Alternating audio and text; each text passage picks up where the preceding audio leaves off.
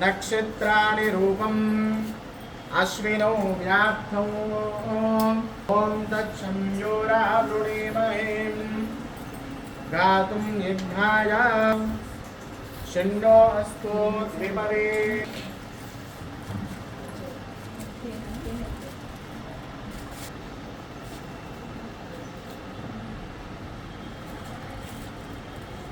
ओम पदिं विश्वस्यात्मेश्वरगो शाश्वतगो शिवपश्रुतं